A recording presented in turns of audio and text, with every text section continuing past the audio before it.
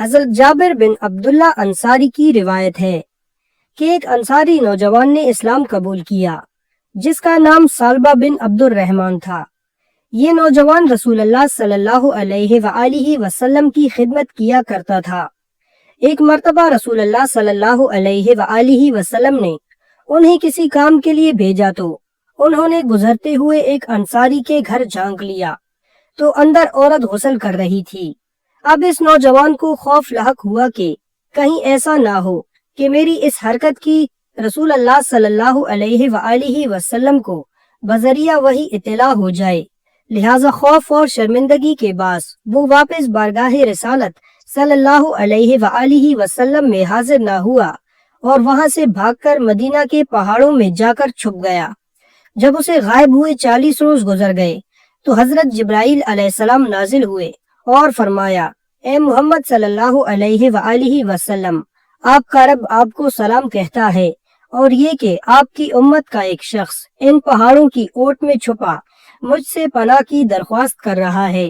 رسول اللہ صلی اللہ علیہ وآلہ وسلم نے حضرت عمر فاروق رضی اللہ تعالیٰ عنہ اور حضرت سلمان فارسی رضی اللہ تعالیٰ عنہ سے فرمایا کہ تم دونوں جاؤ اور اس نوجوان سالبہ کو تلاش کر کے میرے پاس لاؤ۔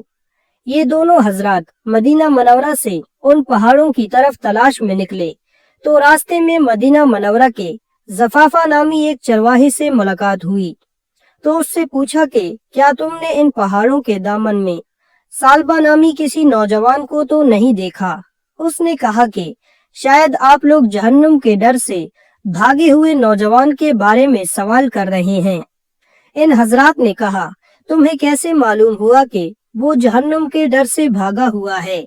چرواہے نے کہا، وہ اس لیے کہ جب آدھی رات گزرتی ہے تو وہ اپنی پیشانی پر ہاتھ رکھے پہاڑوں کے دامن سے نمودار ہو کر اس طرح صدا لگاتا ہے، اے کاش تو میری روح کو بھی روحوں میں قبض کر لیتا اور جسم کو جسموں میں، اور مجھے فیصلے کے دن کے لیے مؤخر نہ رکھتا۔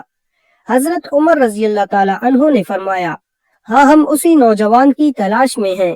تو چرواہا انہیں پہاڑوں کی طرف لے کر چلا، یہاں تک کہ جب آدھی رات کا وقت ہوا تو وہ نوجوان حسب معمول اپنی پیشانی پر ہاتھ رکھے نمودار ہوا اور وہی الفاظ دہرائے کہ اے کاش تو میری روح کو بھی روحوں میں قبض کر لیتا۔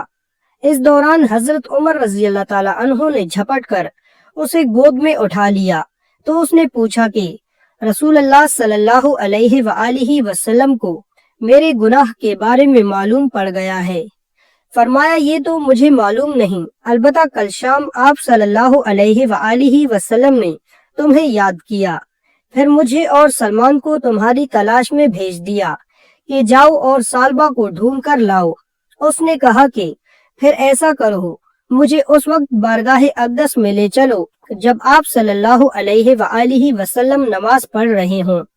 حضرت عمر فاروق رضی اللہ تعالیٰ عنہ اور حضرت سلمان فارسی رضی اللہ تعالیٰ عنہ اس کو ساتھ لے کر چلے اور پیچھے صف میں کھڑا کر دیا۔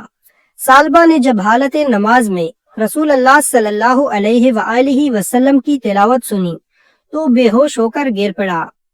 سلام کے بعد جب رسول اللہ صلی اللہ علیہ وآلہ وسلم نے ان حضرات سے سالبہ کے بارے میں پوچھا تو عرض کیا کہ یا رسول اللہ صلی اللہ علیہ وآلہ وسلم، یہ رہا سالبہ۔ رسول اللہ صلی اللہ علیہ وآلہ وسلم نے اسے بلایا تو وہ بے ہوش ہو گیا۔ آپ صلی اللہ علیہ وآلہ وسلم نے فرمایا، تمہیں کس چیز نے مجھ سے غائب کر دیا تھا؟ عرض کیا، میرے گناہ نے یا رسول اللہ صلی اللہ علیہ وآلہ وسلم۔ آپ صلی اللہ علیہ وآلہ وسلم نے اسے تسلی دی اور اسے اپنے گھر جانے کا حکم دیا، جس کے بعد یہ نوجوان 8 روز تک بیمار پڑا رہا۔ اطلاع ملنے پر حضرت سلمان فارسی رضی اللہ تعالی عنہ بارگاہ رسالت صلی اللہ علیہ وآلہ وسلم میں حاضر ہو کر عرض گزار ہوئے، یا رسول اللہ صلی اللہ علیہ وآلہ وسلم، احساس گناہ نے سالبہ کو بیمار کر ڈالا۔ رسول اللہ صلی اللہ علیہ وآلہ وسلم نے فرمایا، چلو ابھی سالبہ کی عیادت کریں۔ آپ صلی اللہ علیہ وآلہ وسلم اس کے پاس تشریف لائے اور اس کا سر اپنی گود میں لے لیا۔ آپ صلی اللہ علیہ وآلہ وسلم نے فرمایا، اس وقت تم کیا محسوس کرتے ہو؟ اس نے فرمایا یا رسول اللہ صلی اللہ علیہ وآلہ وسلم، مجھے ایسا محسوس ہوتا ہے کہ میرے جسم کے گوشت میری کھال اور ہڈیوں کو چیونٹیاں سی کاٹ رہی ہیں۔ آپ صلی اللہ علیہ وآلہ وسلم نے فرمایا کوئی خواہش ہو تو بتاؤ۔ عرض کیا یا رسول اللہ صلی اللہ علیہ وآلہ وسلم، میرے رب کی طرف سے مغفرت کا پروانہ اور بس۔ حضرت جبرائیل علیہ السلام نے نزول فرمایا اور حکم سنایا کہ اگر میرا یہ بندہ زمین کی مقدار بھر بھی گناہ کرتا تو میں اسی مقدار میں اپنی رحمت اور مغفرت کے ساتھ اس کا استقبال کرتا۔ جب رسول اللہ صلی اللہ علیہ وآلہ وسلم نے ثعلبہ کو اللہ کا یہ پیغام دیا تو اس نے ایک چیخ کے ساتھ جان دے دی۔ رسول اللہ صلی اللہ علیہ وآلہ وسلم نے ثعلبہ کی تجہیز و تکفین کا حکم فرمایا اور نماز جنازہ کے بعد اسے لے کر نکلے۔ ہم نے دیکھا کہ رسول اللہ صلی اللہ علیہ وآلہ وسلم چلتے ہوئے انتہائی احتیاط کے ساتھ پورا پاؤں زمین پر رکھنے کے بجائے پنجوں کے بل چل رہے تھے۔ تدفین کے بعد رسول اللہ صلی اللہ علیہ وآلہ وسلم سے اس کی وجہ پوچھی گئی تو آپ صلی اللہ علیہ وآلہ وسلم نے فرمایا قسم ہے اس ذات کی جس نے مجھے سچا نبی بنا کر بھیجا، وجہ یہ تھی کہ ثعلبہ کے جنازے کے ساتھ چلنے کے لیے آسمان سے اس قدر فرشتے نازل ہوئے کہ زمین پر پاؤں رکھنا مشکل تھا۔ سبحان اللہ۔